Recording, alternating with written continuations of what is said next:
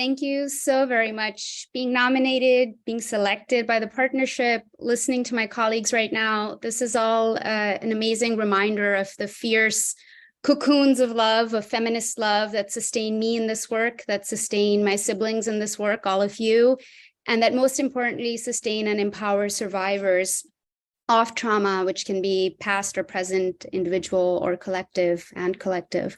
I feel extremely fortunate to support my students at UC Berkeley Law to becoming healthy social justice lawyers who can stay in the work for the long run, and also to sustain and support my friends and colleagues and siblings at Sikh Family Center, a community-based organization that we started 13 years ago that has a unique model that is community and culturally powered while also trying to conduct larger culture change work to end pernicious levels of gender-based violence.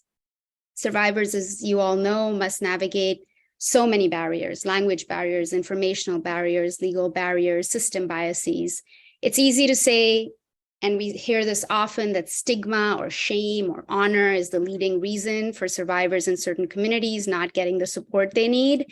But we feel this is an incomplete telling of the story. There are very few, and as we have just heard, resources that are out there are often challenged and competing for the same small pots of money. And so there are very few formal sources that actually provide trauma-centered, culturally humble services. And what we are trying to do at Sikh Family Center, learning from so many other colleagues in this work, working with various and in collaborative partnership with so many other organizations, what we're trying to do is insist on the unique nature of a community while refusing to overstate any challenges as only unique to that often misunderstood or stereotyped community. So we're centering both and thinking, which feels especially relevant now, finding ourselves in this moment in history with this backslide in US laws and backslide in legal protections for women, for people who are most vulnerable.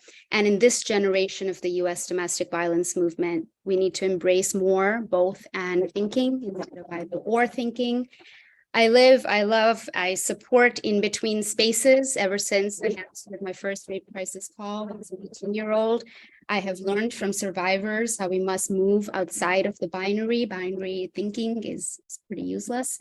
In between spaces neither frighten nor confound me, and for that I have to thank my parents. And even though my childhood did confound me at times, I've become very comfortable with thinking about the grays and the things that are in between. I'll just like to say that we must never, in all of our planning and thinking, and this is something we're reminded every day with the brave survivors and allies and advocates that we work with, that the basic feminist principles are to return a menu of choices, are to return free will and liberty to those victimized on their own terms. Sikhs are mandated by our gurus to fear none, frighten none. It's a tall mandate. It has no exceptions. And so we have a lot of work to do, but for today we celebrate, or I take this hour to celebrate with you. Thank you for being my tribe. Sat Sri Akal.